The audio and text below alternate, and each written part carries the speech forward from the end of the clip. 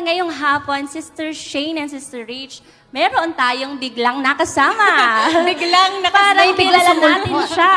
Si Sister Doreen Angelica Codon bilang representative naman ng Live TV. Magandang hapon sa iyo, Sister Doreen. Yes, good afternoon, Sister Andrea, Sister Rach, and Sister Shane. Magandang hapon po sa ating mga viewers.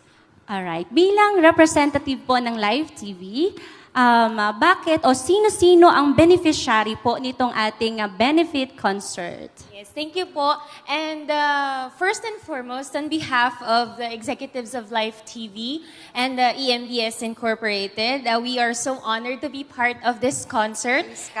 Concert for a Cause with the Goodman Music and Pentecostal Missionary Church of Christ in the Fourth Watch. All the proceeds po will be donated to the victims of typhoon. Alam natin na mas higit natin kailangan ng isa't isa ngayon. Mas dapat nating ipakita yung ating pagkakaisa, yung ating Amen. pakikipagtulungan.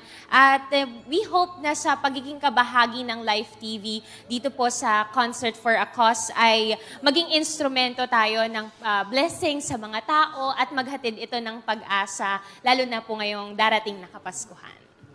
Yan. So napakaganda po ng layunin ng concert na ito at narinig natin kung sino po ang mga magiging beneficiary ng ang virtual concert na ito. Ngunit bakit nga ba Dalaw Kalinga Foundation ang napiling beneficiary po natin? Okay, Sister Rich, we've been partners with the DKF for years. And Live TV, nakita nito ang dedication ng DKF in helping our community, ang ating mga kababayan, their love, their passion to help. And ang Live TV naging witness doon. And hanggat mayroong pagkakataon na tumulong, hanggat mayroong mga projects ang DKF, we are here to support and to partner them with their advocacy.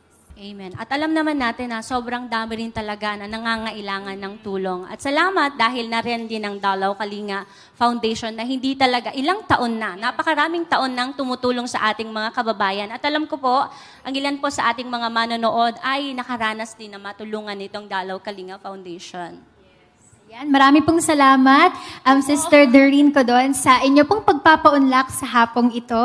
Up next, of course, ang set na po natin, may mga performance po tayo ulit na mapapanood mula po kay Brother John Meck and Sister Grace Don Meck. Susundan po yan ni Brother Nomel Moncada at isang dance performance po mula sa Manila Local. Atin na po silang panoorin dito po sa ating benefit concert. Let's watch this.